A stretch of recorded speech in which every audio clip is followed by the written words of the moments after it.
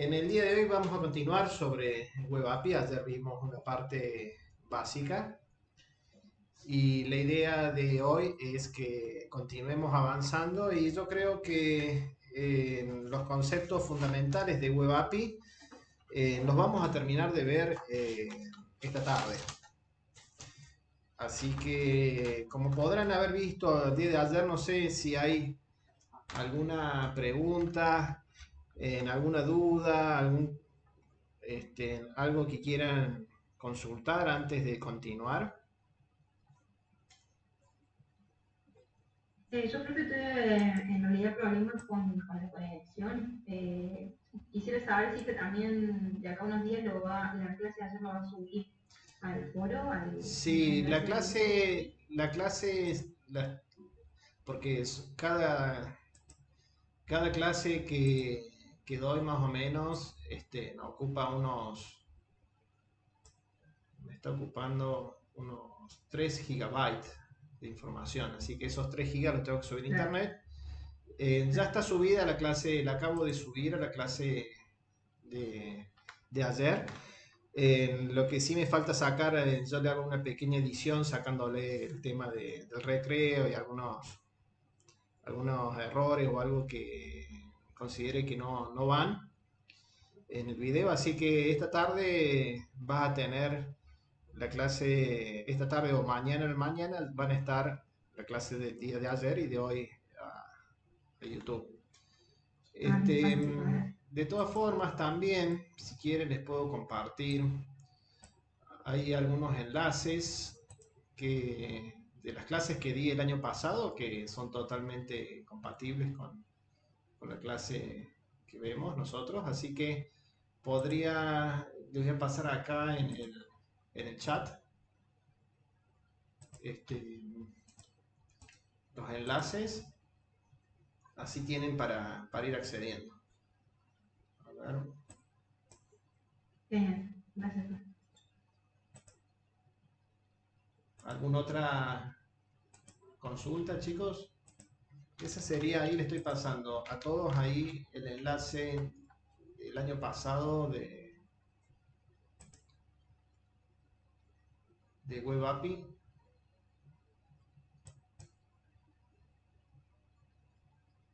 A ver si me pase bien. A ver, Web API clase 2 o clase 1. Web API clase 2, que sería esto más o menos lo que vamos a estar trabajando el día de hoy.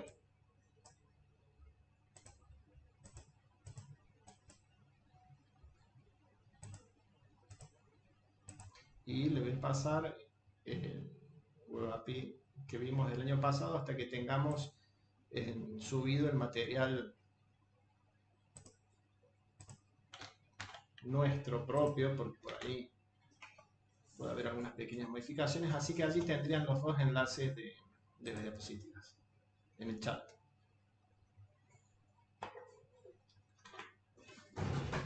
Eh,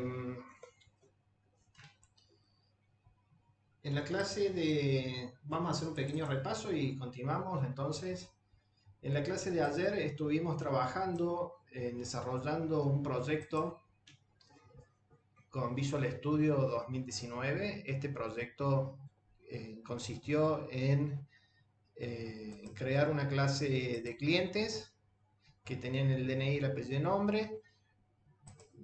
Habíamos definido un cliente smoke, que es una clase que devolvía una lista de generics de 3 personas, y un controlador que nos permitía obtener los clientes todos con el verbo get, obtener clientes pero únicamente que tengan un determinado DNI, que en nuestro caso era el ID, obtener clientes con algún apellido y nombre, y para insertar datos con el post que habíamos hecho una emulación,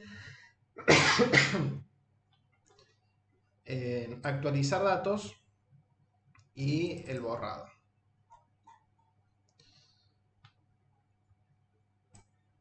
vimos que la configuración del proyecto, en realidad de las rutas, estaba en el archivo dentro de la carpeta app start, aquí, en el archivo web api config.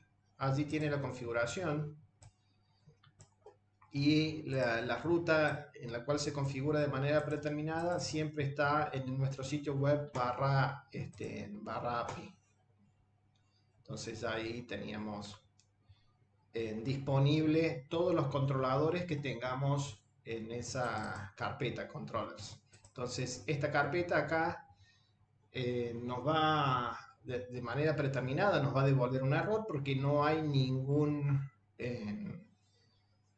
controller escuchando sobre el raíz. Este es el directorio raíz que se denomina a nivel del sitio web. Entonces, si nosotros necesitamos acceder al API, en el caso de la configuración predeterminada está en la carpeta API. API y el nombre del controlador y accedemos. Entonces tenemos API barra clientes y obteníamos todos los clientes. También estuvimos trabajando con la herramienta llamada Postman. Esta aplicación nos permite emular las peticiones con los verbos get, post, put y delete, que son los 4 verbos que vamos a estar utilizando. Estos verbos se hacen referencia a obtener, insertar, actualizar y borrar información en el servidor. Y estuvimos haciendo algunas emulaciones. Por ejemplo, cuando efectuamos un post, y el post, recuerden que sería una inserción de datos. Entonces, dentro de la URL teníamos que indicarle en la cabecera que el content type era una application JSON, para que supiese que dentro del cuerpo de la petición, que es en el body, acá en esto de la petición HTTP, le íbamos a estar pasando este objeto JSON y lo podía recibir, en este caso, en clientes controller, aquí en el verbo post, lo podíamos recibir y automáticamente .NET iba a deserializar, es decir, convertir eso que viene, ese objeto JSON, en un objeto de C# del tipo cliente, que nosotros hemos definido que tenía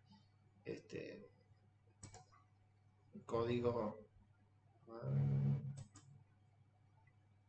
que tenía este código, public cliente y el que tiene el DNI. Entonces automáticamente el C# nos va con ASP.NET, nos va a devolver un objeto de .NET y no un objeto de tipo JSON. Bueno, hasta ahí hemos trabajado y lo que vamos a realizar ahora es ver otras características más avanzadas de esta programación. Vamos a poner la letra un poco más grande, no sé si se transmite bien, por ahí puede haber algún problema de que se vea medio borroso, entonces lo configuro de esa manera. Bueno, entonces no hay preguntas sobre esto, ¿no? Sobre lo que hemos estado trabajando. Que quedamos en ayer en esta diapositiva, viendo la teoría y cómo implementamos estos métodos con toda la lógica en el controlador.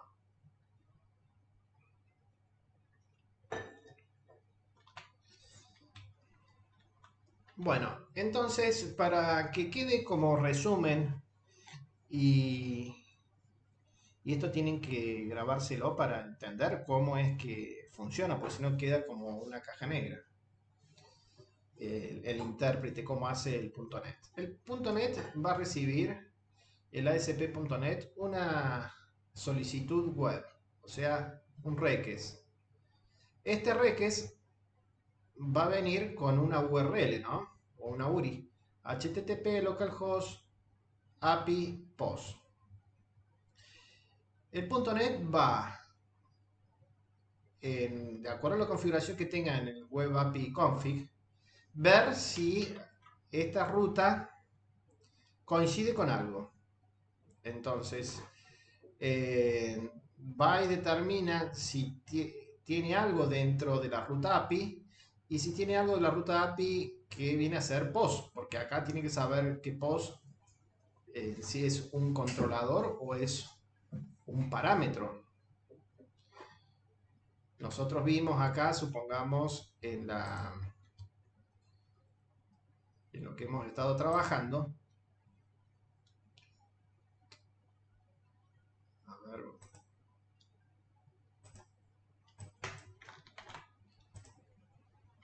En esto que hemos estado trabajando, yo puedo pedir API clientes, que sabemos que me va a llamar.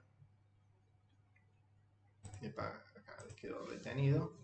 API clientes, que sabemos que va a invocar al controller API, el control cliente dentro de carpeta API, y si le pongo /1, tiene que saber que ese /1 a qué se refiere. Acá le estoy pidiendo el cliente 1, el cliente 2 o el cliente 6, que no existe y me va a dar el error 404, pero es un error esperado porque estoy consultando un cliente que no existe. Entonces, esta URI la necesita procesar. ¿Y cómo va a realizar? Que esto es parte del repaso, ¿no? La ruta, vamos a ir por pasos. Estamos todavía en el análisis de la ruta, ¿no? La ruta, supongamos en nuestro caso, esta que hemos ejecutado. La ruta va a entrar la petición al proceso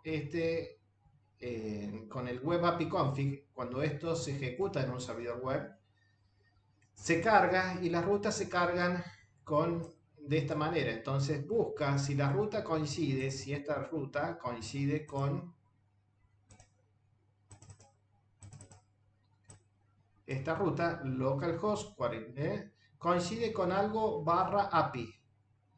O sea, tiene el API, acá tiene el API. Entonces dice, esta ruta yo la puedo interpretar.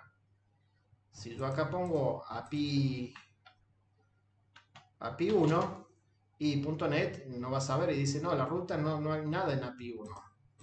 Están en API.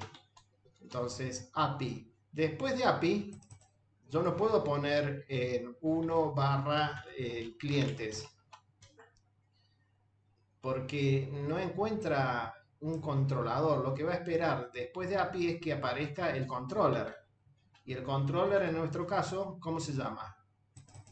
Clientes. Entonces, esto viene a ser el controller. Cuando tiene el controller, lo que va a hacer .NET es va a buscar en las clases, todas las que están de manera predeterminada dentro de la carpeta controllers, si hay alguna que comience con ese nombre. O sea, que tenga el prefijo clientes y el sufijo controller. Si hay y coincide esa solicitud, recién allí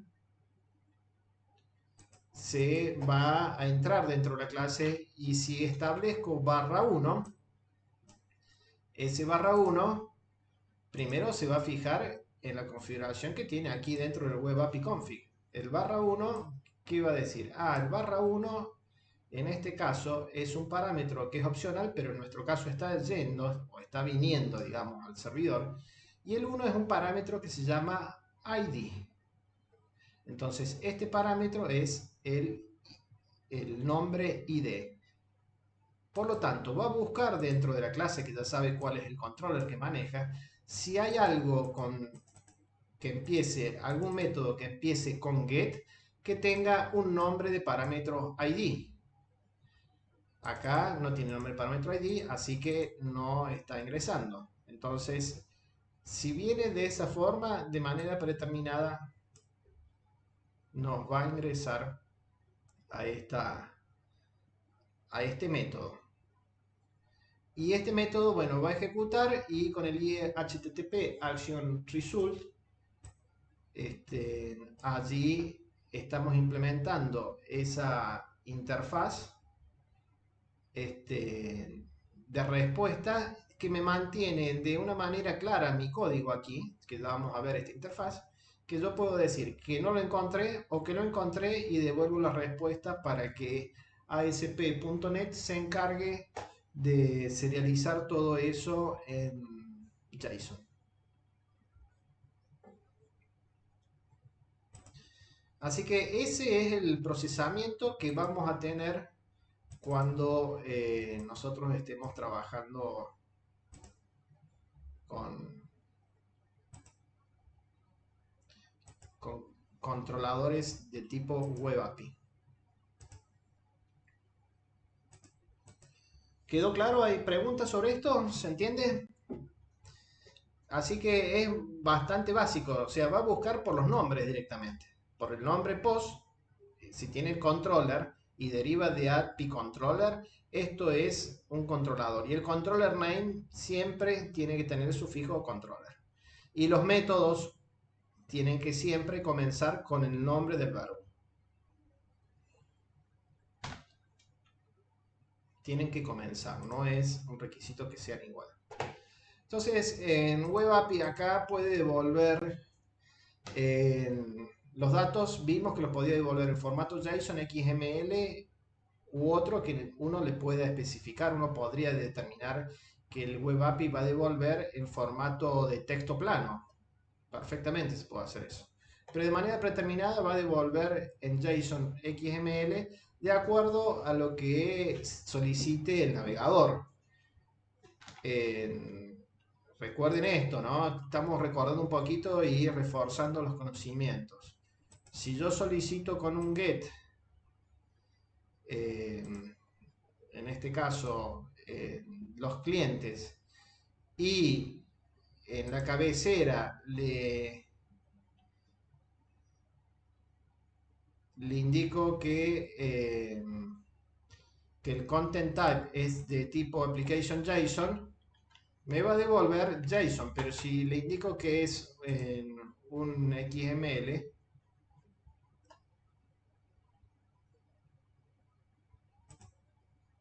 perdón, estaba detenido, me va a devolver allí un XML. Así que eso sería el content type o el formateo que yo tengo para estar trabajando con las respuestas. Estas respuestas son todas modificables. Esto es si ustedes necesitan el día de mañana, supongamos, devolver una imagen. Supongamos que yo tengo un API, no sé, supongamos que trabaja con un registro en un club de los deportistas que están inscritos. Y tienen un API que tiene que devolver la foto del deportista. Entonces le van a pedir la foto, le van a pasar el número de DNI y el API que debería devolver. Un formato que no va a ser ni JSON ni XML, porque en JSON no voy a poder mandar una foto, ¿no? ¿Se entiende? Una foto la voy a tener que mandar en formato de imagen y por lo general va a ser en JPG. Entonces eso lo pueden ustedes especificar y bueno, en nuestro caso no lo hemos usado, pero si alguno necesita esa información, es importante saber que podemos devolver otro tipo de formato que no sea el JSON. Los valores de retorno predeterminados son el más común. Bueno, si yo tengo un método que devuelve un tipo de dato void, el código de respuesta va a ser un 204, es decir, 200, recuerden que es una respuesta exitosa, y el 4 es porque la respuesta no le dice al navegador o al que hizo el re que mira, se ejecutó correctamente, pero no tenés dato de respuesta dentro del contenido. Eso se da mucho, por ejemplo, cuando yo borro algo. Si yo le pido que borre un cliente y me dice lo borré, no me hace falta que me devuelva el cliente que borró, porque yo ya sé que el cliente le pasé que tenía que borrar la API. Entonces ahí va un tipo de retorno void. O también podría un void a lo mejor cuando esté trabajando, no sé, con una actualización. Entonces lo pude actualizar, listo. O en nuestro caso hicimos la actualización y devolvimos registro. Si yo quiero hacer un manejo pormenorizado de la respuesta que le voy a dar al navegador, tendré que implementar el tipo de dato de retorno que se llama HTTP Response Message. Este tipo de dato de retorno me permite a mí especificar cada uno de los parámetros de respuesta que van a viajar al navegador. En nuestro caso hemos usado una interfaz Action Result que es una mejora sobre esta clase porque permite una escritura muy reducida de código y las respuestas son de manera asíncrona. Y nuestro código queda muy claro, como estuvimos viendo aquí, que no hay mayor código que saber que devuelve un OK o devuelvo que no existe. No tengo que devolver ni el mensaje de error de not found, ni tengo que devolver en alguna característica especial. No, acá queda muy clarito y ya vamos a ver cuando trabajemos con esta otra clase que es la que voy a ir modificando, que es la HTTP Response Message, que en este caso puedo detallar toda la info y voy a escribir mucho más código. Si yo devuelvo cualquier otro tipo de dato de retorno, en ese tipo de dato de retorno de manera predeterminada me va a devolver un valor 200.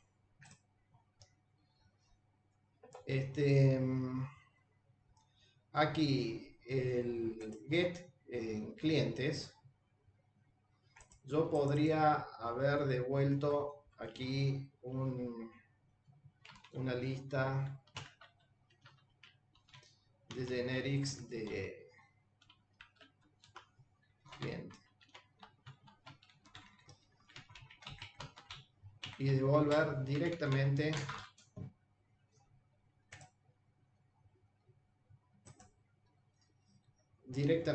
la colección o la lista generics. Al devolver directamente, automáticamente sabe que el código de respuesta va a ser 200. Si yo necesito establecer códigos de respuesta en base a lo que se vaya procesando, como en el caso este que viene el ID que devuelve not found, ok, ya no puedo trabajar con este tipo de dato específico de respuesta. Ya allí necesito indicar que va a ser una IHTTP Action Result o un HTTP Response Message. Entonces, nosotros estamos devolviendo una lista generics, la lista generics iría dentro de esta entrada en el cuadro y escribe un valor retorno serializado y devuelve el código 200.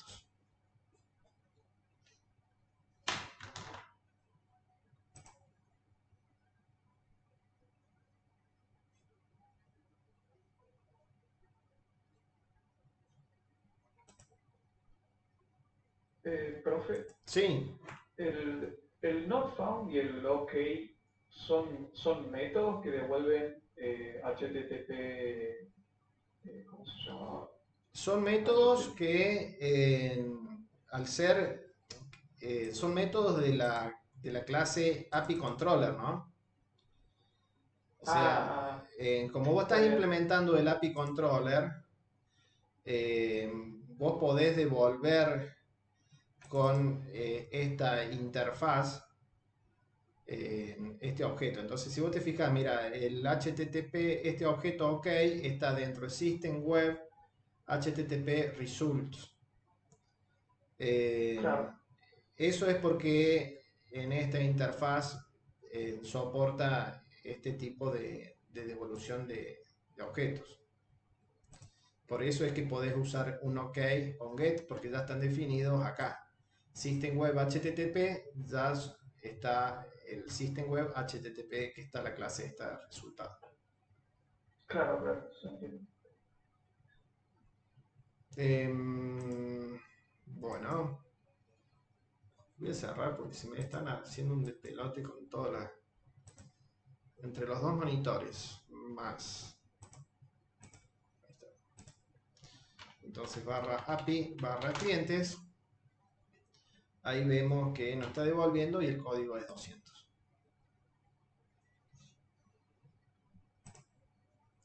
El código de respuesta 200 lo tenemos acá, ¿no? Tenemos directamente allí en el status code.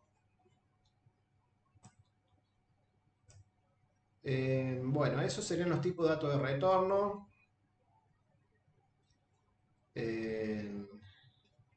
Acá en el delete yo establecí que no devolví un void porque puede ser que quiera borrar algo que no existe en la base.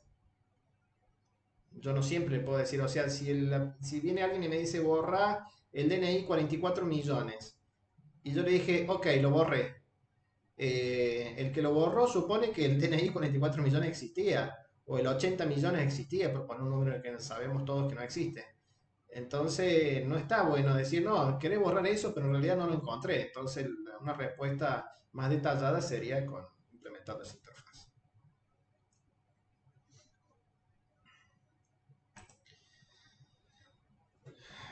Bueno, el valor de retorno HTTP Response Message. Este valor ya hay una clase personalizada. Lo voy a poner acá. Entonces, ¿qué vamos a tener? Supongamos acá. En vez de devolver la lista, pues devuelvo un objeto HTTP Response Message. Este objeto es el que yo puedo manipular cada una de las respuestas que van a ir al navegador. Entonces, la respuesta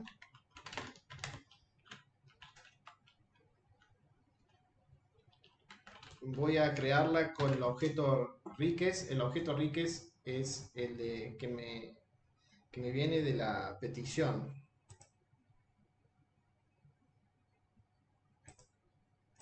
Y esta respuesta voy a indicarle que es del tipo, acá le puedo devolver el código de estado, el HTTP status code, y le indico todas las respuestas que yo quiero, ¿ven? Quiero OK, barra X, not found, aceptada, ambiguo, conflicto, estas cosas, todo esto, yo le puedo ir especificando que ya están estandarizadas, así que yo devuelvo la respuesta que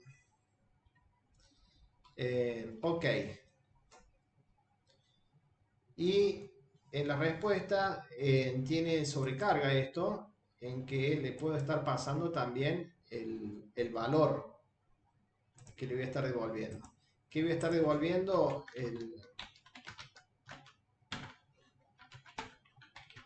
Voy a estar devolviendo la lista esta de los clientes.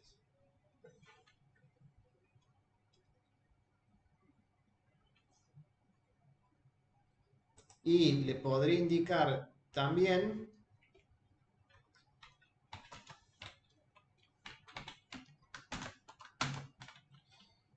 que la respuesta quiero que en la cabecera vaya una opción de caché, que se pueda cachear esto en el navegador. Entonces yo le podría decir que esto se cachee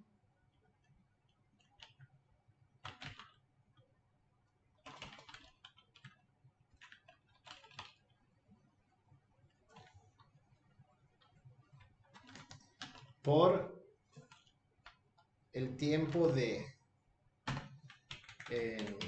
especificarle aquí. Una de las opciones es tiempo máximo que va a estar cachado esto en el navegador. Este tiempo le decimos que es el tipo time de la clase timespan, que timespan me devuelve un intervalo de tiempo, y le decimos desde ahora que lo caché por 10 minutos.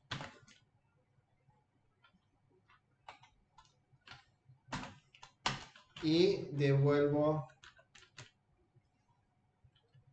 la respuesta.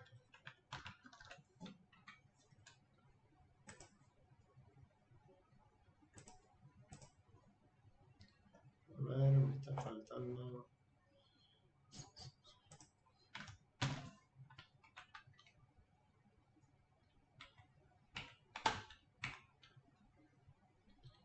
Ahí está.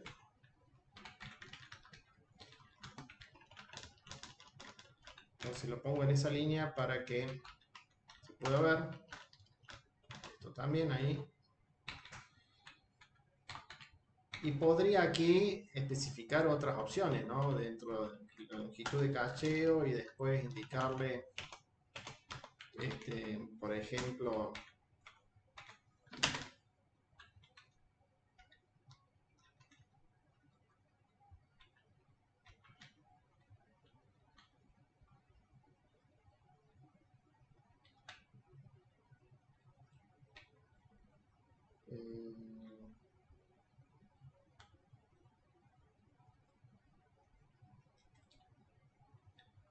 bueno, todas estas opciones de que no caché, supongamos, yo quiero algo que no lo caché, que siempre esté, porque estas opciones viajan todas por, eh, del navegador, viajan a través del proxy, y a veces tenemos un proxy que es estos servidores intermedios que me dan acceso a internet que cachean toda esta información.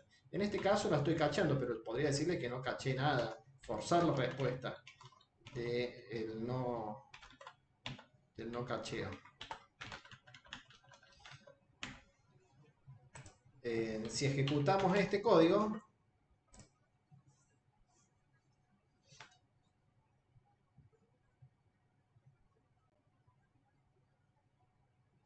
vamos a tener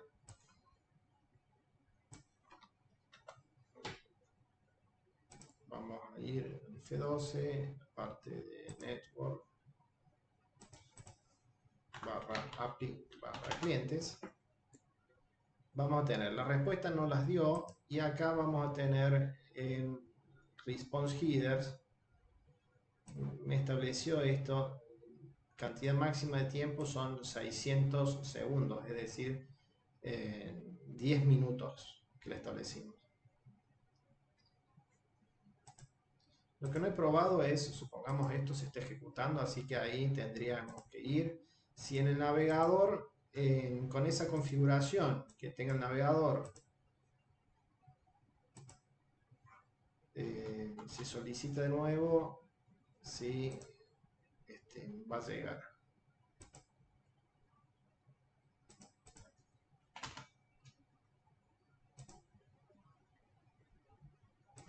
Bueno, acá por el comportamiento, cuando en la URL le doy enter es como que hace sí o sí un refresh, pero podríamos tener, dependiendo acá, depende un montón de dispositivos de comunicaciones, pero bueno, acá como estoy en un entorno de prueba con el servidor web que es también una versión express, puede ser que no me esté devolviendo esto. Este tiempo de caché sirve para si viene otra consulta igual, que use lo que hay en caché y que no tome lo que devuelve el servidor. Así que directamente cuando uno entra a un sitio web, vieron que la primera vez es lento y después la segunda vez, el tercer día, es todo mucho más rápido, es porque ya está todo guardado en caché.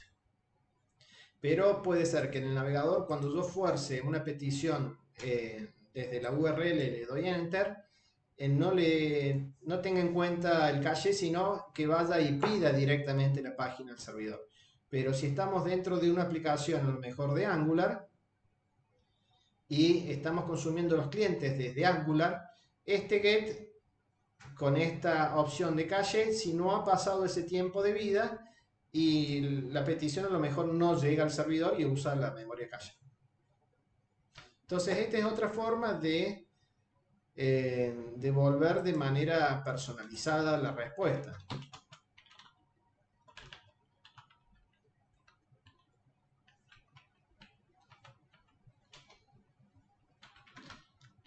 Response.content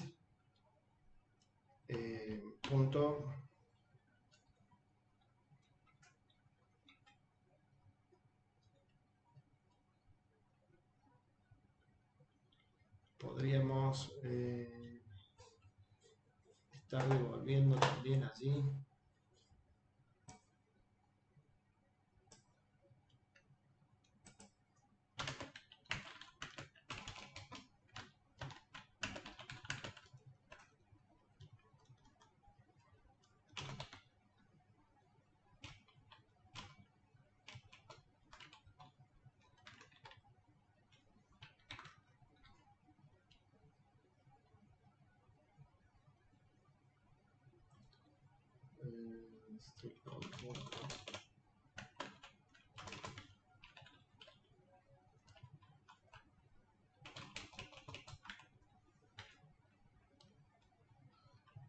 Podríamos devolver, supongamos, un by array content, que en ese caso es si estamos devolviendo una imagen.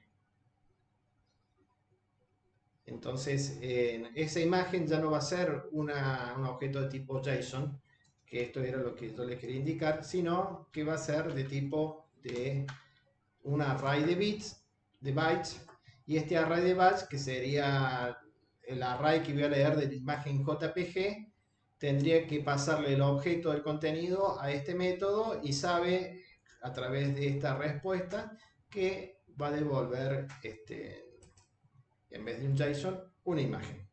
Así que uno va armando las respuestas para algo mucho más específico con este objeto. No es algo que vayamos a trabajarlo nosotros porque no vamos a estar trabajando con imágenes, pero alguno puede necesitar trabajar con imágenes o archivos de audio o video y a lo mejor necesite devolverlo del web service de esta manera.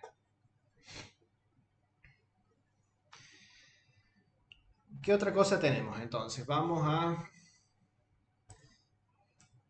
continuar.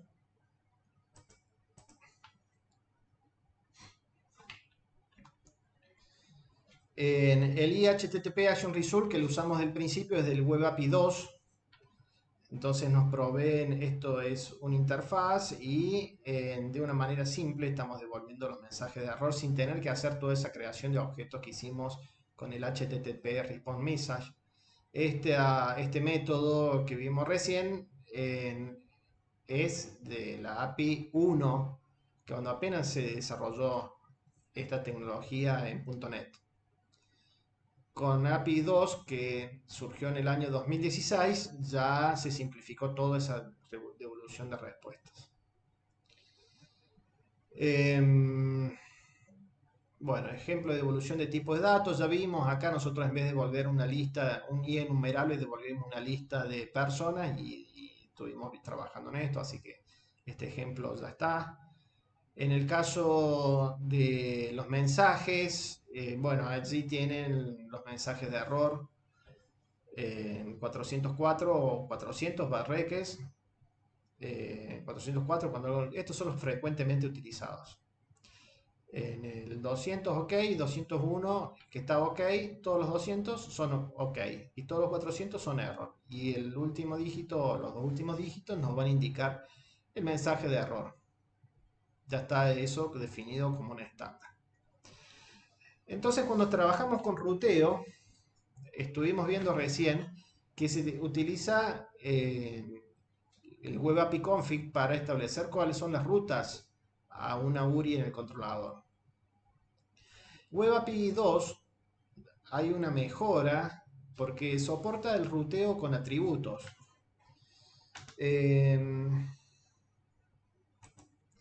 Si yo quisiera modificar este comportamiento predeterminado de las rutas, tendría que ir y cambiarla acá. Entonces tendría que decir API versión 2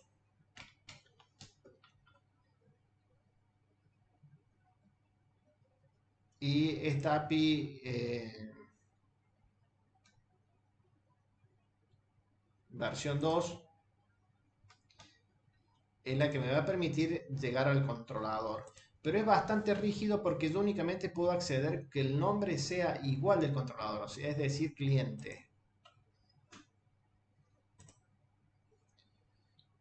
Mi controller se llama clientes. Clientes. Y el 1 me trae el primero. Bueno, ahí da el error porque no se está ejecutando. Y el API V2 le cambiamos. Entonces, aquí en el API V2. Entonces, todo es bastante tedioso de configurar si yo tengo que cambiar las rutas. Si yo necesito que no se llame clientes y que se llame mis clientes, por ejemplo, ya ahí tendría que cambiar. Si yo quiero tener este controlador que en vez de se llame clientes, se llame mis clientes, tendría que modificar aquí el nombre de la clase y hacer un montón de cosas, ¿no? Entonces es complejo eso. Esas limitaciones son superadas con la versión 2 de API de Microsoft y podemos tener un ruteo con atributos. Podemos tener los atributos HTTP, put, post y delete, que estos van a ser atributos que van a ir precediendo el nombre del método. En el controlador podemos tener que verbos va a aceptar y el action name también es otro atributo. Por ejemplo, vamos a trabajar acá modificando la ruta por defecto. El ruteo por defecto indica mapear la URL a un controlador. Eso lo estuvimos viendo apenas empezamos la clase de hoy. Y soportar las operaciones get, post, put y delete. Y necesitábamos que los métodos empezaban con get, post, put o delete. Entonces, yo puedo modificar el ruteo y cambiar ese comportamiento. Fíjense acá la configuración del ruteo. La configuración del ruteo para esta ruta que tenemos el producto 1, versión y el detalle. Estos van como parámetros. Entonces, productos entra a este controller, sabemos, el 1 iría al ID por esta configuración que tenemos en el API config, que es lo que tengo después de la barra, y los valores de los parámetros version y details ve que coincida el nombre de alguno de ellos. En este caso coincide version, details no está acá definido como parámetro, pero no importa, vimos el día de ayer que directamente este parámetro lo descartaba, así que esta es la forma en que se llama. Esta configuración de ruteo, vamos a ver algo interesante acá. Tenemos el HTTP GET y tenemos un método que se llama Find Products by Name. Entonces, este GET con este decorador vendría a ser de este método, sabemos que este método no empieza con get, que habíamos establecido como pauta que tenían que empezar con get. No empieza con get, pero al tener el HTTP GET, ya sabe que esto es un método para get. Y los métodos para get van a haber una regla para ver cuál método invocar. En este caso, en esta URL, estoy invocando productos /1, así que aquí no hay otro ID, no hay lugar a duda que va a llamar a este método. Pero puede haber otros casos que eso no sea tal cual como está aquí. Supongamos ruteo con el atributo ruteo. Tenemos esta URL. ¿Esta URL qué característica tiene? No tiene el API, pero llama a los clientes.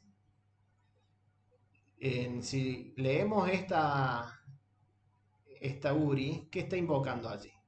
Del cliente 1, dame todas las órdenes que tenga. Eso sería leer e interpretar la URL. Entonces, esto, ¿cómo lo especificamos con el API? Con el API versión 2 es muy fácil, porque indicamos con el atributo de ruteo. Entonces indicamos ruta, ¿cuál es la ruta? Si aquí nosotros vamos acá con API, decimos barra API, le indicamos que va a venir el parámetro Customer ID, que tenemos que hacerlo coincidir, y las órdenes.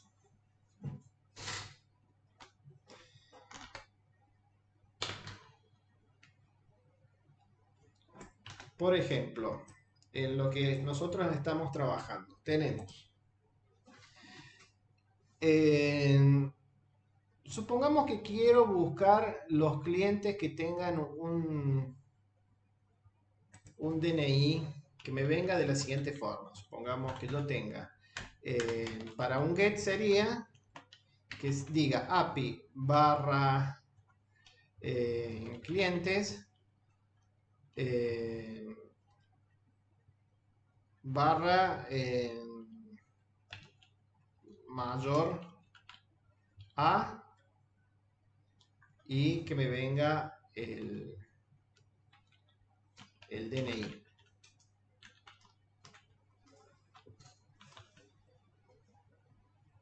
Si yo quiero hacer esta API de esta forma, no, o sea, tengo que usar el atributo de ruteo. Entonces vamos a decir route, la ruta mía va a ser esta que está aquí.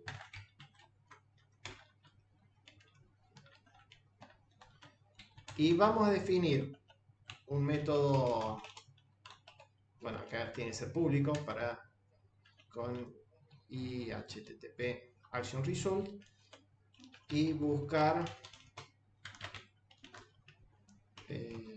por DNI mayor a. Y voy a recibir en el parámetro esta variable. La variable mía le voy a llamar DNI. Entonces vamos a decir int DNI. Y aquí vamos a tener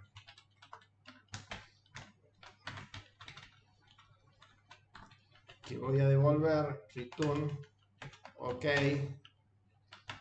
los clientes en que con el where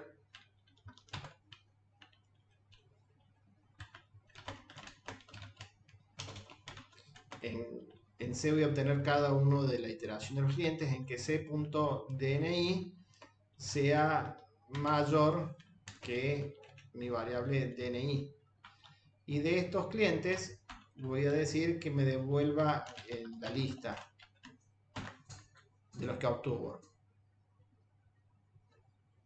Podría pedir el primero, el último, lo que sea. Primero, bueno, acá yo tengo el atributo de ruteo. Este atributo de ruteo, tengo definido este método. Este método, ¿qué está pasando? No empieza con get.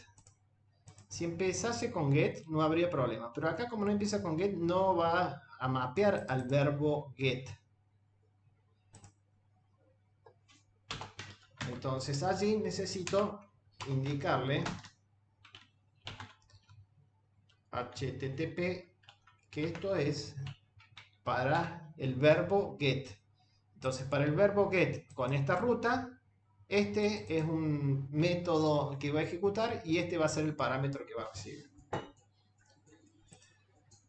Vamos a ver si esto funciona. API clientes mayor a.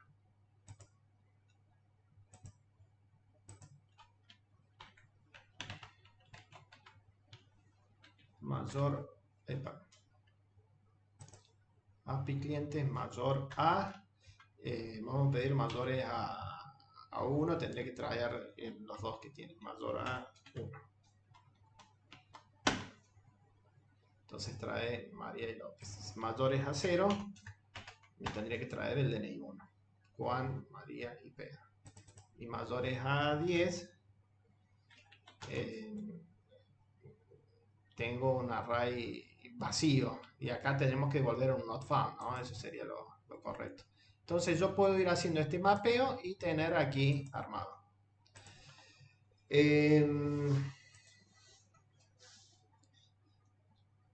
¿Se entiende esto del HTTP GET? El HTTP GET es cuando mi método no empieza con GET. O sea, ya acá el estándar de esta restricción no va más. Y el ruteo es para determinar rutas. Yo podría tener otra ruta. Decir, bueno, esta va a estar en la ruta en el API V2. Que el API V2 no está... sigue estando configurado acá. Vamos a decir API... O sea, todo está en el API y esto va a estar en la versión 2 de la API de los clientes. Esta es de la versión 2 y todo lo otro es de la versión 1.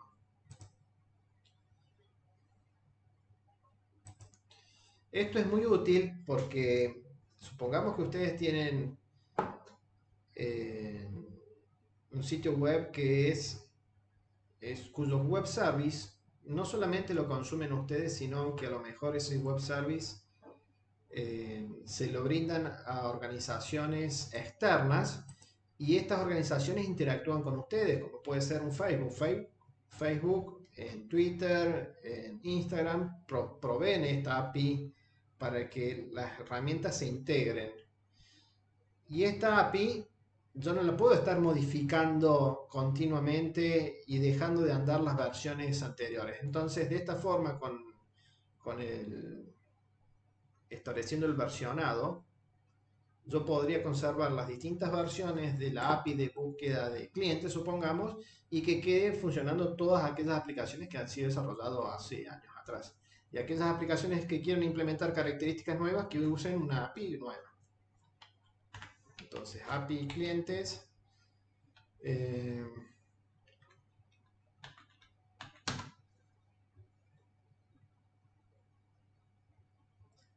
API V2 clientes mayor a. Y ahí me está devolviendo entonces. En API B, en API solo no está esa ruta. Y en el API clientes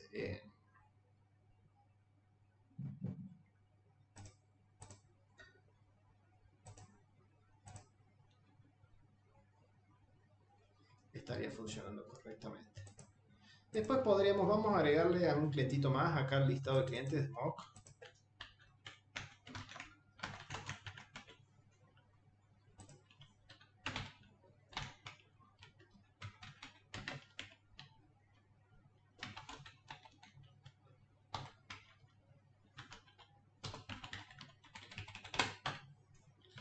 Tenemos así, entonces esos 4 clientes y yo tengo la necesidad, supongamos que nos piden. Mira, yo quiero que busque los clientes mayores y menores a través de la API. Entonces a ustedes les va a llegar un pedido. Supongamos, vamos a copiar esto acá. Cliente mayor a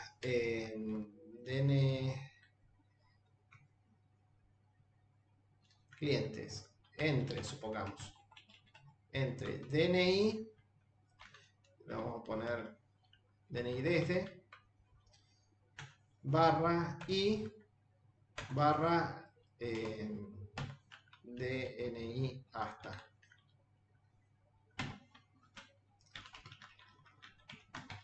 ¿Se entiende esto, no? Entonces, ¿qué me va a venir acá? Me van a venir dos parámetros, entre este y este. Este parámetro siempre tengo que especificarlo, lo voy a recibir, y este otro también.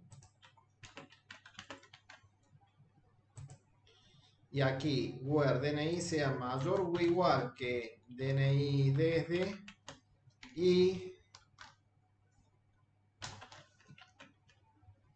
c.dni sea menor o igual que DNI hasta.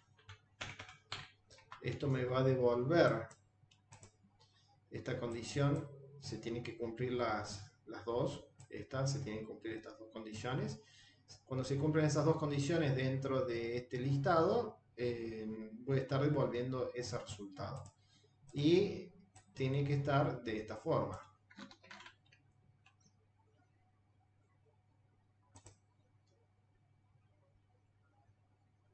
Entonces buscar por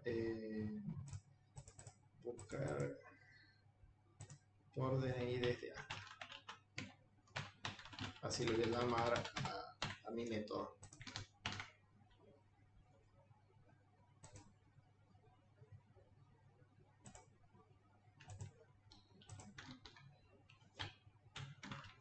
Entonces la API sería barra API V2 clientes entre DNI desde, entre el DNI 2 y DNI 100.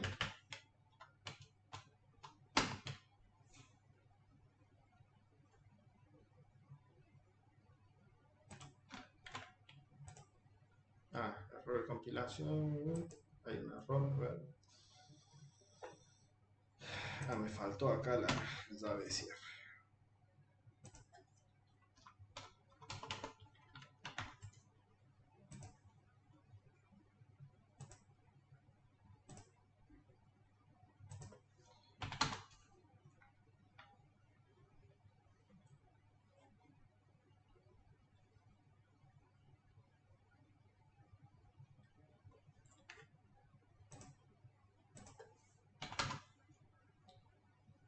Bueno, a ver, connection reset, a ver, será porque cerré.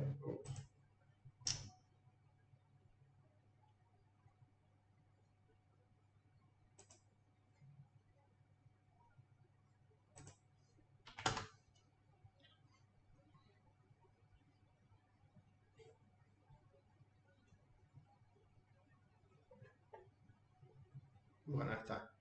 Entre el 2 y el 100 podría ser entre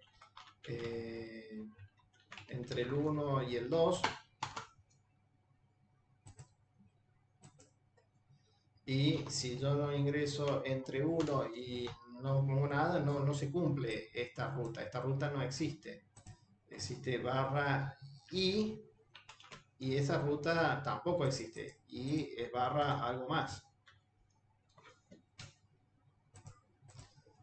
Así que esto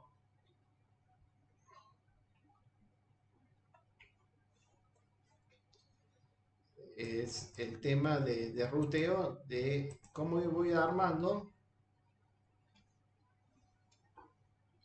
las rutas, y esto puedo ir especificando como a mí me guste más, ¿no?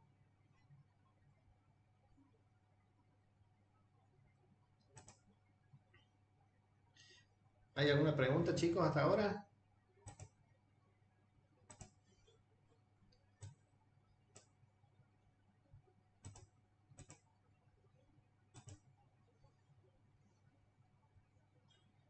Bueno, acá tenemos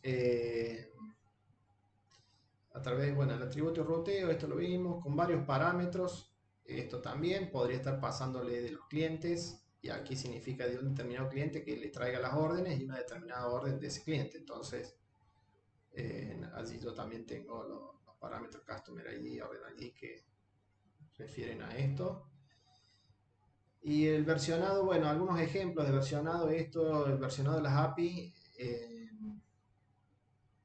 es útil para esto que les comentaba recién, ¿no? Cuando uno tiene una web API que está distribuida sobre terceros y tengo distintas versiones. Entonces podría tener distintas versiones de Get dependiendo de un caso u otro. Por ejemplo, el get de la versión 1 quiero que me devuelva el listado de las personas, y de la versión 2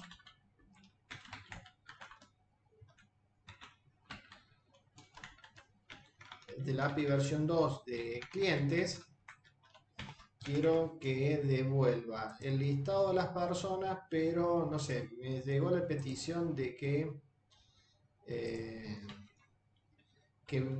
devuelvan ordenado por el apellido y nombre. Get ordenado. Acá no me va a dejar, no me dejaba porque tenía los dos métodos como nombre. Entonces, uno devuelve ordenado y el otro no. La versión 2 devuelve ordenado, el API V2. O la API barra V2, como uno quiera, ¿no? Acá también, la ruta se basa en base a este algoritmo, si es que no le encuentra de una manera estándar, que es como estaría ahí a ver cómo está acá en el versionado, en el ejemplo B1 y B2. Entonces digo, bueno, la API B2 de cliente va a devolver esto ordenado. Acá dejamos esto así, queda mejor. API la versión 2. La versión 2 le agregó toda esta funcionalidad y esto lo vamos a devolver ordenado. Entonces decimos el punto order by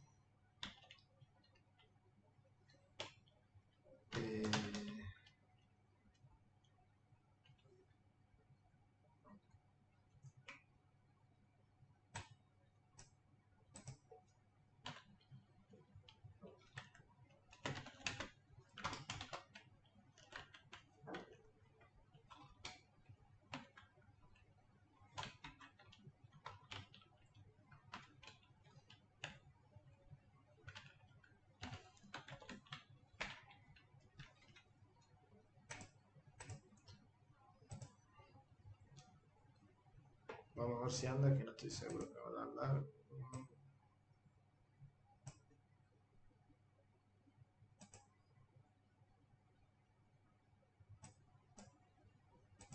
Se esperaba. Está faltando paréntesis.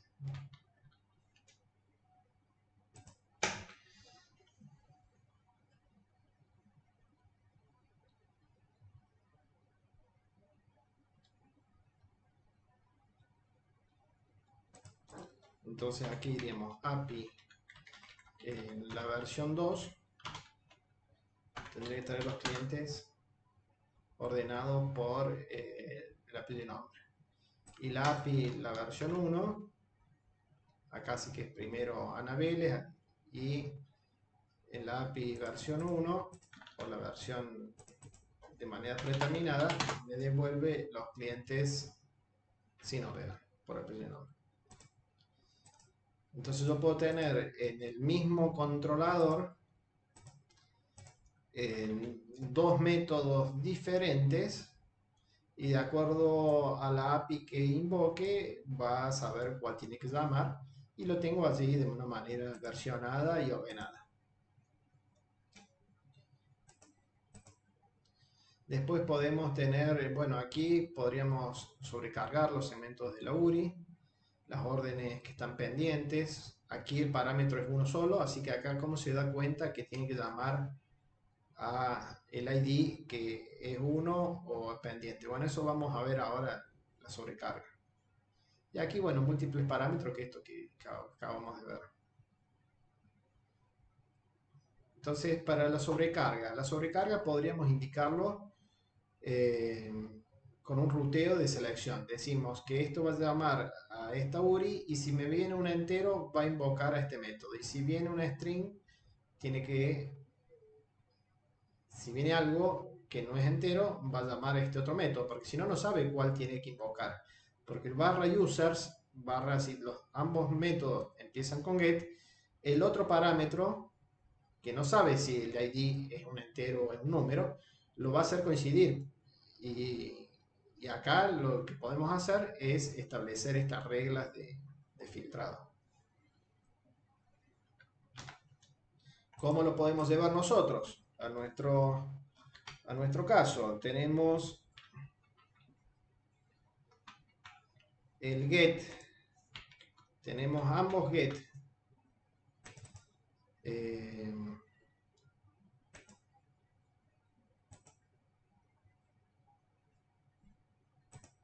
En nuestro caso tenemos API barra clientes barra 1 y me va a traer Juan Pérez. Pero si yo digo API barra clientes barra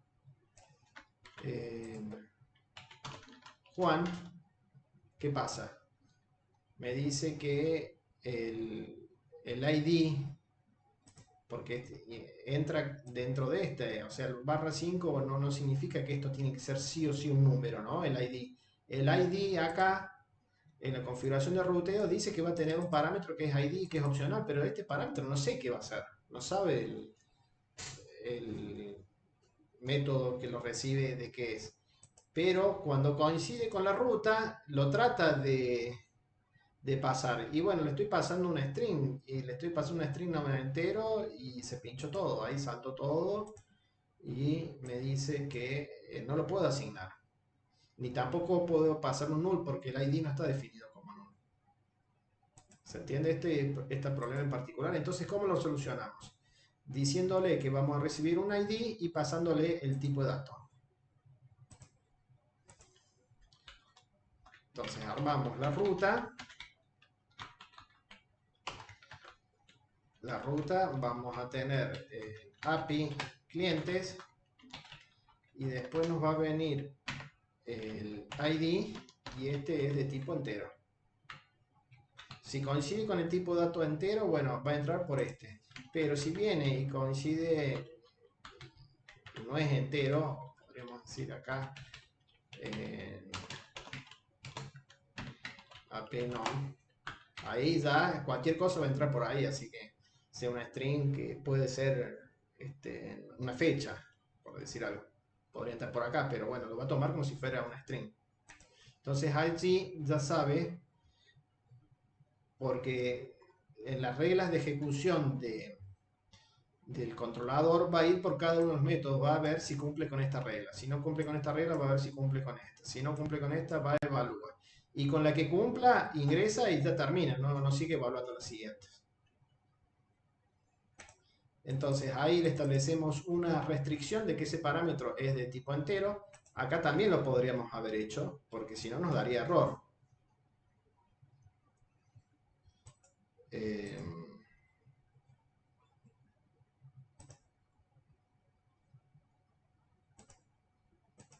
Está bien, va a fallar, tampoco es. Aquel que lo esté implementando se va a dar cuenta. Si yo digo clientes entre 1 y 3, clientes entre 1 y 3, vamos a esperar que me devuelva, que levante. API barra 2. Clientes entre 1 y 3. Pero si viene clientes entre 1 y 3, y ahí va a fallar. Entonces habíamos hecho recién la prueba que tenemos clientes. El barra 1 sabe que tiene que llamar al DNI. Y con el barra Juan,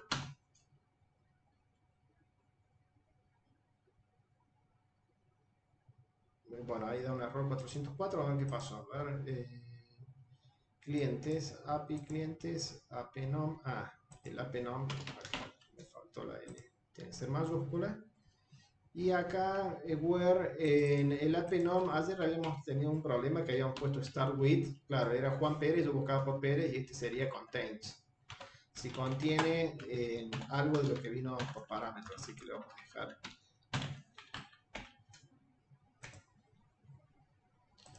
Ayer había estado con el start with, ¿se acuerdan cuando buscábamos clientes que no nos traían?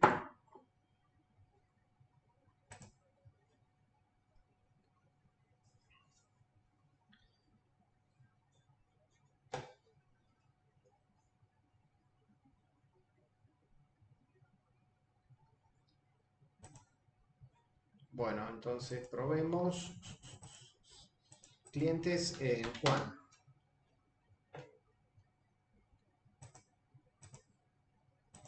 ¿Qué pasó? No se ejecutó. A ver, clientes AP no.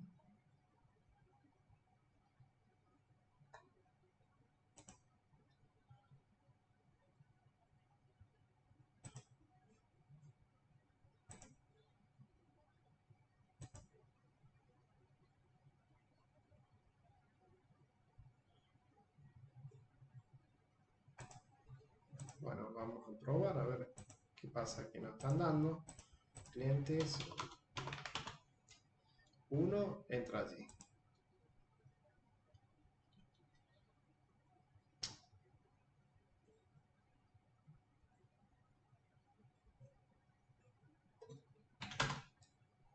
Ahí está, clientes Pérez.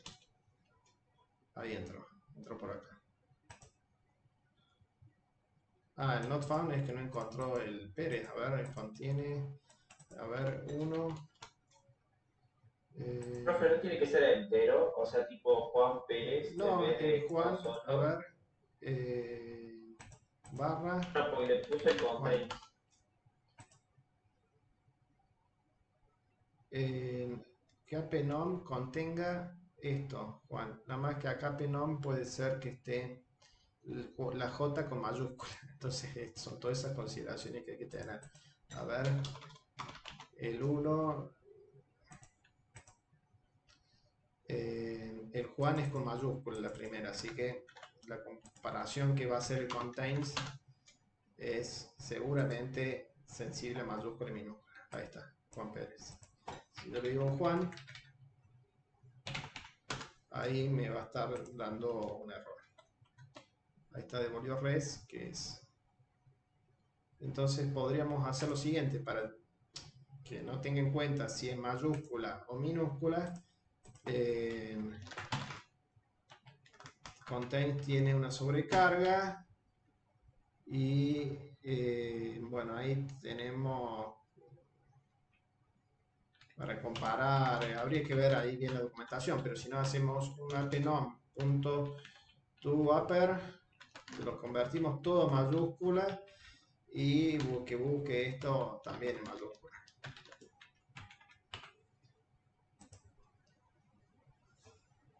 Entonces allí dice mayúscula, minúscula, no importa, voy a hacer la comparación todo en mayúscula. Si no, se le puede pasar ahí, hay que ver ese otro parámetro de la sobrecarga para que decirle que sea, que no tenga en cuenta mayúsculas y minúsculas. Así que acá esto era lo que fallaba y ahora debería andar. Vamos a sacar el punto de interrupción y ahí no funciona con Juan en minúscula. Debería funcionar con Pérez. Debería funcionar con alguna letra, algunos que contengan la letra P, M, la letra A. Acá estoy devolviendo siempre uno porque... estoy devolviendo siempre uno. Hay un error ahí porque María tiene A y me está devolviendo uno. Entonces acá la ruta de los que tienen esto no sería, en este caso, de los clientes que tengan Apenon, no sería el first or default, sino que sería la lista completa, to list. Que me traiga todos.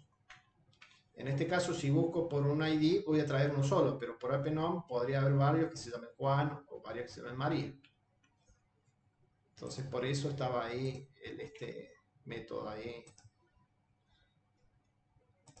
implementado de manera incorrecta.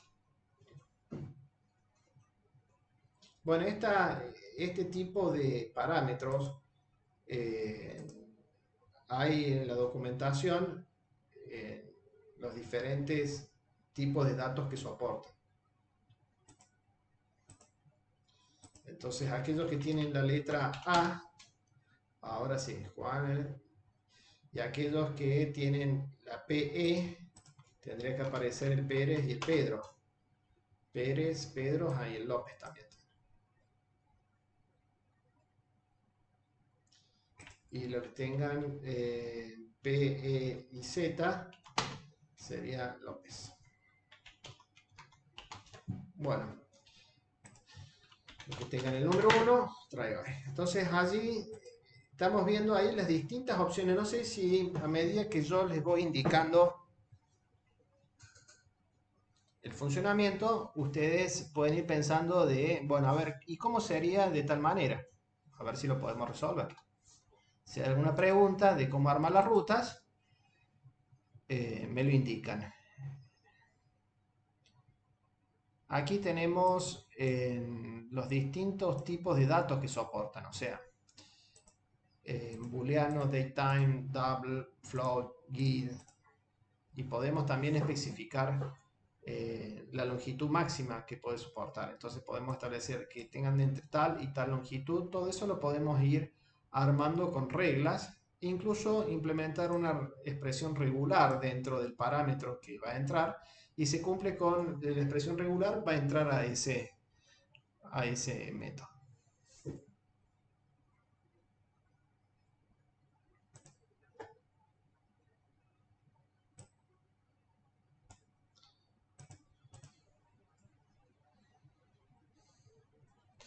También tenemos parámetros opcionales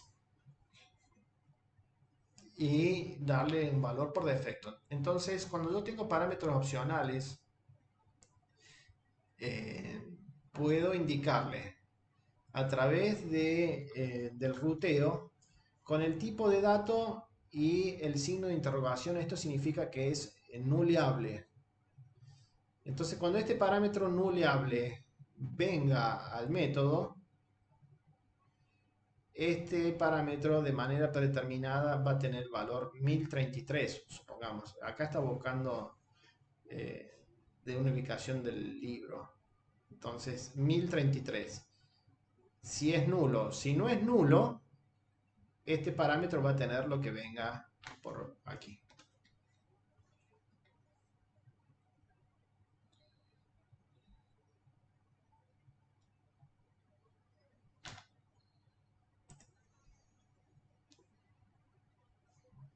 supongamos que nosotros queremos acá, entre el DNI desde y el DNI hasta, y nosotros decimos que el DNI hasta puede ser un entero nuleable, que no venga.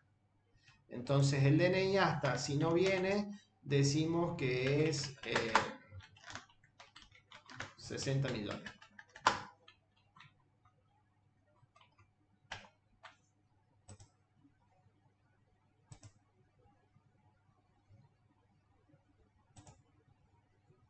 Y si viene, va a ser lo que indique el parámetro. Entonces lo indicamos así.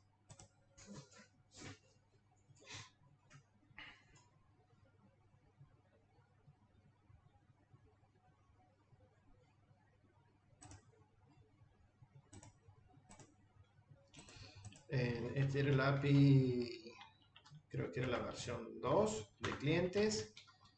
Entre /2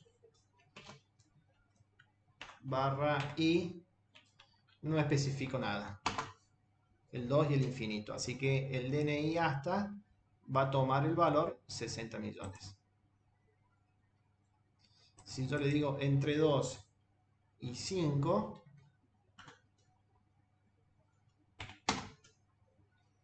el DNI hasta llega acá con valor de 5. Así que este valor lo toma exclusivamente si el parámetro es nulo. Si no es nulo, es el valor que viene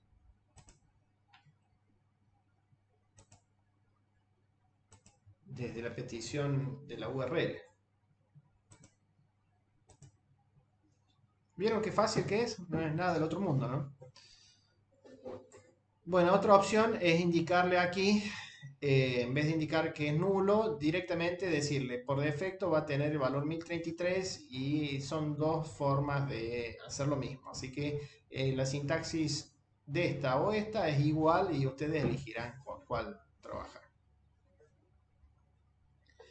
Bueno, eso sería absolutamente todo del parámetro de consumo de parámetros por la API.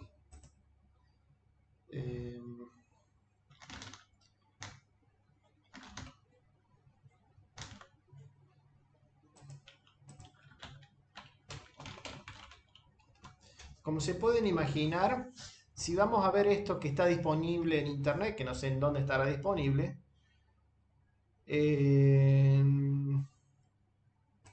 podemos ir a ver la API y cualquiera de estas API acá ven cómo está armado. Esto es lo mismo que hemos estado nosotros trabajando. O sea, esta forma de nomenclar también está definido como parte de una estándar, ¿no? Si nosotros queremos mandar una información de error que sea consistente, es decir, mandar dentro del mensaje del error de que el objeto no se encuentra algo personalizado, podemos devolver una respuesta con el método este del objeto request. Request es la solicitud que le llega al servidor. Entonces, cuando llega esta solicitud del servidor, por eso aparece el request, porque estamos heredando de Web API. El request es la petición del navegador. Entonces, sobre la petición del navegador, estamos creando una respuesta que es de tipo de error y le estamos pasando un parámetro que sería el código de error, porque estos códigos tienen que interpretar el navegador. Y si hay un mensaje adicional, lo podemos indicar en otro parámetro. Entonces, esta respuesta aquí, create error response, nos va a devolver un error 404 por el not found, ahí lo tenemos. Application JSON, porque siempre vamos a estar trabajando con JSON. Y el content length sería el cuerpo del mensaje o el body del mensaje del HTTP, tiene 51 bytes o caracteres. Y el objeto JSON quería el mensaje, en este caso, que el producto no se encontraba.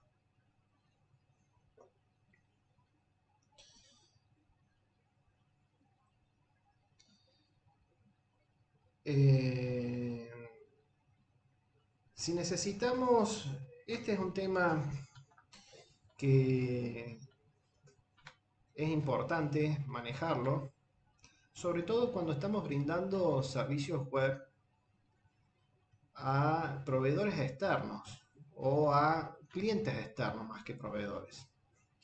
Supongamos que, pongámonos en el lugar, ¿no? Nosotros somos, no sé, por ejemplo, estamos en el Ministerio de Salud de alguna provincia acá de Argentina y tenemos que dar información de la cantidad de contagios diarios por coronavirus, y esa cantidad de contagios diarios por coronavirus puede ser consumida por el Ministerio de Salud de la Nación, puede ser consumida por algún organismo internacional de la ONU o de la OMS.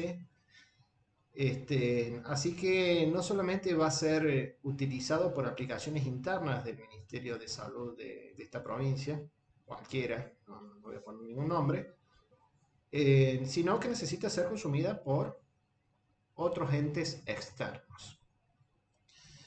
En ese caso, nos va a hacer falta habilitar en la aplicación una tecnología que se denomina CORS, que es Cross Origin Resource Sharing, o sea, compartir recursos de para diferentes orígenes. Entonces, esta tecnología de CORS es un estándar que está definido en el W3C que permite al servidor que provee los servicios de web service que esos servicios sean consumidos por distintos orígenes. Por ejemplo, acá tenemos esta web service, que es una API web que está en contoso.com. Este es el sitio web que siempre usa Microsoft, ¿no?, para hacer todas las demos. Así que lo van a ver en varios lados. Contoso es solamente un sitio web de testing, digamos. Entonces, si nosotros queremos que esa web API sea consumida por otros clientes externos, vamos a ver que si estamos en el dominio, supongamos example.com, de allí podríamos consumir esta API. Como sería el Ministerio de Salud de esta provincia, que venga un ente de la OMS, Organización Mundial de la Salud, y que consuma la cantidad de casos diarios de COVID que hay en una determinada provincia. Como viene la petición de distintos entes, de manera predeterminada, las aplicaciones desarrolladas con Web API no permiten este tipo de conectividad. Si vamos a ver la nuestra, que estuvimos trabajando aquí, y nos vamos a ver el F12,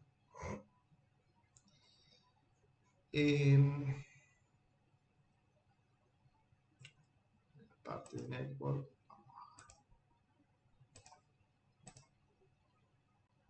en la parte de network, si vamos a ver el documento original, dice Referrer Policy, o sea, política de referencia, dice Strict Origin when Cross Origin. O sea, esta política de manera predeterminada dice que yo puedo consultar desde acá esta API si estoy parado en el propio servidor web. Si la petición no la hice desde este dominio, no me va a dejar hacer la solicitud. De manera predeterminada. Entonces, esta política hay que relajarla. Vamos a ver el caso nuestro, que hemos trabajado con pymes de Stacklix. Vamos a ver cómo estamos consumiendo. Miren, fíjense, estamos en un dominio. Acá se lo ve de una manera más clara. Aquí, ¿cuál es la autoridad de este dominio? Es pymes 2021 stacklix.io. ¿Están de acuerdo que esa es la autoridad? y de allí estamos consumiendo los artículos familia o algún determinado artículo. ¿Y estos artículos en dónde están?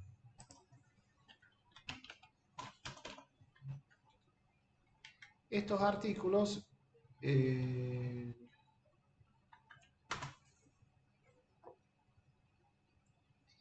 están en un sitio web de Azure.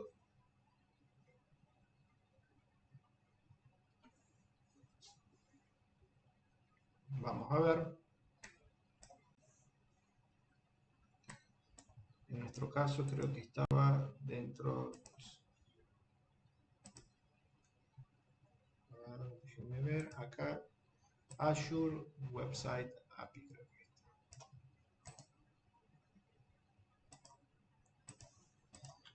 Entonces, esta API artículos barra artículos. Esta API está en qué zona de autoridad. PAP2 Azure Website NetAPI. Y nosotros estamos, en este caso, ejecutándolo desde el sitio de StackLix, que si lo abrimos acá en esta nueva ventana, de pymes, es decir, que son distintos. Entonces, acá el sitio web, cuando levanta el navegador, esto es una configuración del navegador y de los servidores web, que han definido un estándar. Así que aquellos servidores web que cumplan con el estándar y los navegadores no van a permitir la comunicación.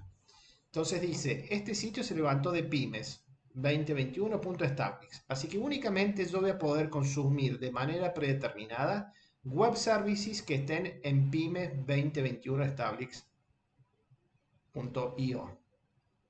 Pero eso es de manera predeterminada como está corriendo aquí nuestra aplicación. Esta aplicación, si nosotros la llevásemos a Azure, tendría esa restricción. Únicamente podría ser consumida dentro de un sitio web que haya sido levantado desde Azure. En el caso nuestro, tenemos que en Azure Website yo puedo estar consumiendo esto desde aquí. ¿Eso por qué? Porque le estoy relajando o bajando los niveles de seguridad de mi sitio y diciéndole que puedas, esta política del mismo origen la puedo sobreescribir. Cuando ustedes estén probando estos entornos, si ustedes van a, no sé, vieron que hay cuentas gratuitas de Azure por el término a veces de un año, o en Amazon también, o están desarrollando en algún, no sé, algún servidor que están haciendo web hosting y quieren probar desde el entorno de desarrollo conectarse a este servidor y consumir la API. Si no habilitan Core, va a fallar la petición. Entonces, este CORS es una política de seguridad del servidor web y del navegador que controlan esto. Si cumple la política de manera predeterminada, la política es súper restrictiva, es decir, que únicamente una página web puede consumir recursos del servidor web de donde se solicitó la página. Si la página web quiere consumir recursos de otro servidor, lo va a denegar el browser. Para permitir eso en los navegadores, se debe instalar este paquete en el servidor. Entonces el servidor le va a decir, mira, esto lo podés consumir desde cualquier lado. Entonces con el administrador de paquetes, en NuGet vamos a ir a administrador de paquetes en NuGet. Este administrador de paquetes son complementos que serían similares a los paquetes de NPM, de Node. Nada más que no estamos en Node, estamos en Microsoft, así que en vez de llamarse NPM los paquetes, acá se llaman NuGet. Entonces los paquetes NuGet, pero conceptualmente es el mismo significado. Entonces lo que vamos a hacer es, en examinar, vamos a buscar lo que se refiere a CORS. Y aquí en CORS me van a figurar que tiene estos paquetes. ASP.NET cores. Nosotros no usamos ASP.NET Core, así que no sería ese paquete. Este tampoco, porque es para Core, la versión Core. Nosotros tenemos .NET estándar. Entonces sería Microsoft acá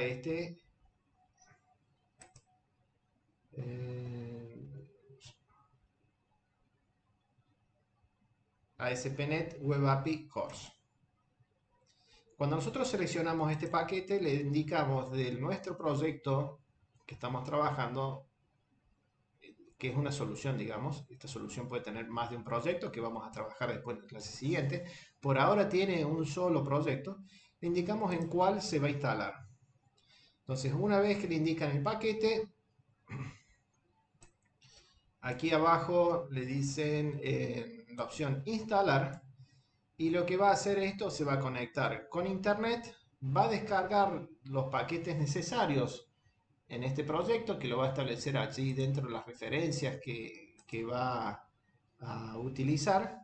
Y aquí pueden ver en línea de comando que está instalando este paquete ASP.NET Web API Cores 5.2.7, y en la diapositiva tenemos, bueno, no dice la versión, Microsoft ASP.NET API Cores. Y lo que tenemos que hacer es habilitar en el archivo webconfig esta configuración. Ahí configuramos cores, cómo va a trabajar, porque acá son varios asteriscos, 3 asteriscos, uno significa el protocolo, otro desde qué sitio se va a poder consumir, etc. Entonces esto decimos que puede ser consumido, porque podemos decir que el get puede ser hecho desde cualquier lado, pero los push y delete desde el propio sitio o de los sitios asociados que tenga. Entonces nosotros podríamos ser del ministerio y decir no, que nuestra API puede ser consumida desde cualquier lugar, o que sea consumida únicamente del sitio de la OMS o del Ministerio de Salud de la Nación. Y ahí uno especifica cuál es, desde qué dominio se puede consumir. En nuestro caso podemos decir con asterisco, asterisco, asterisco, que puede ser consumido desde cualquier lugar. Vamos a ver cómo va la instalación. Acá me pide autorización para instalar estas librerías. Le dimos a aceptar. Aceptamos las licencias. Y aquí empieza la instalación por la consola de comando.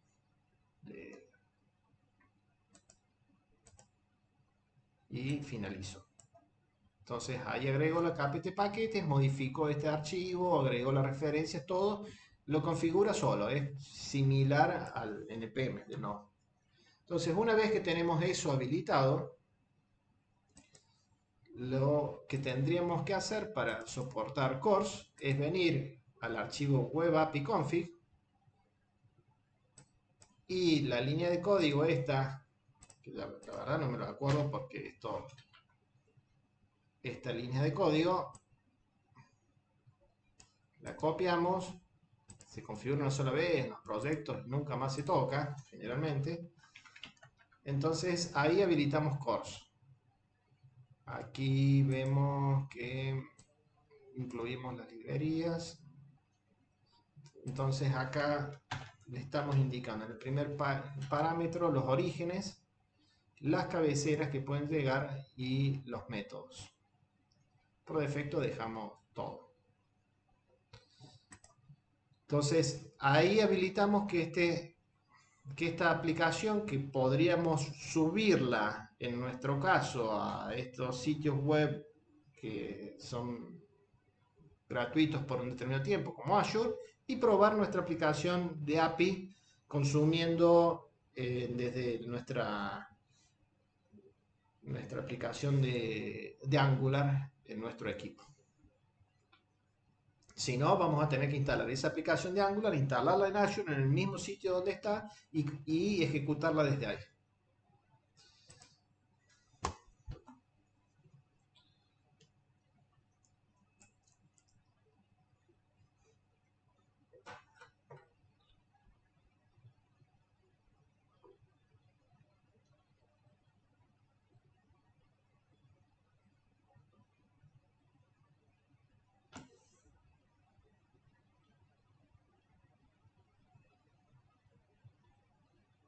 Bueno, a ver, veamos. Entonces sería...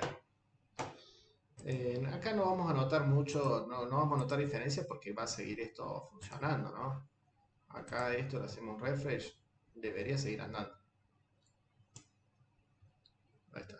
Quedó andando igual, pero ya está eso configurado.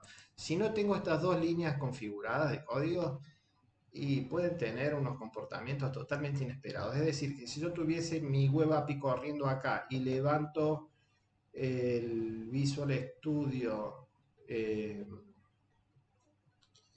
la edición Code, Visual Studio Code, con Angular, el Angular de manera predeterminada, en qué puerto se levanta, ¿se acuerdan? El Angular se levanta en el puerto 4200 y aquí tenemos el puerto 4380. Así que como están en distintos, llamémosle, servidores, no me voy a poder conectar desde el Angular a esta aplicación si no habilitamos el course.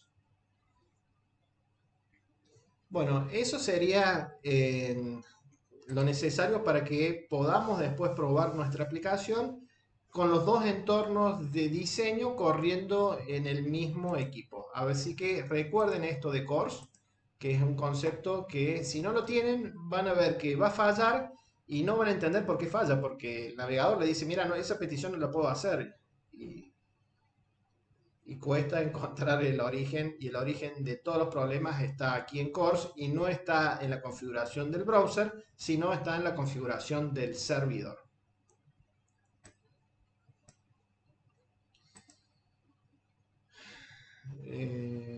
Bueno, acá estas diapositivas son opcionales. Esta es la configuración de DTO, que hace referencia más a lo que vamos a estar trabajando a partir de las clases siguientes, que vamos a estar con Entity Framework.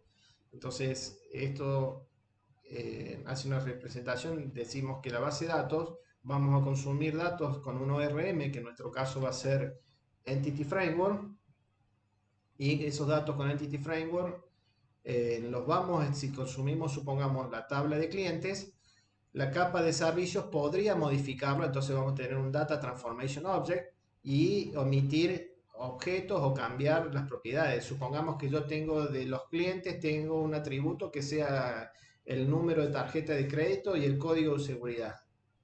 Esos datos no los puedo estar mandando a la capa de presentación, que acá sería la aplicación de Angular.